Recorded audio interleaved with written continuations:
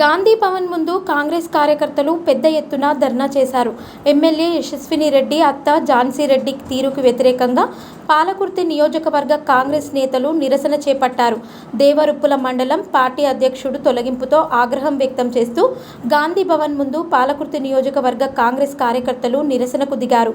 పేరుకే ఎమ్మెల్యే యశస్విని రెడ్డి అని, పెత్తనం మాత్రం అత్త ఝాన్సీ రెడ్డి చేస్తుందని ఆరోపిస్తూ మొదటి నుండి కాంగ్రెస్ పార్టీలో పనిచేస్తున్న వారికి ప్రాధాన్యత ఇవ్వకుండా నిన్న మొన్న వేరే పార్టీల నుండి కాంగ్రెస్ పార్టీలో చేరిన వారికి ప్రాధాన్యత ఇస్తుందని, దేశ పౌరసత్వం లేనప్పటికీ, పార్టీలో ఎలాంటి పదవి లేనప్పటికీ పార్టీ శ్రేణులకు షోకాజ్ నోటీసులు ఇస్తూ బెదిరింపులకు పాల్పడుతోందని కార్యకర్తలు ఆగ్రహం వ్యక్తం చేశారు.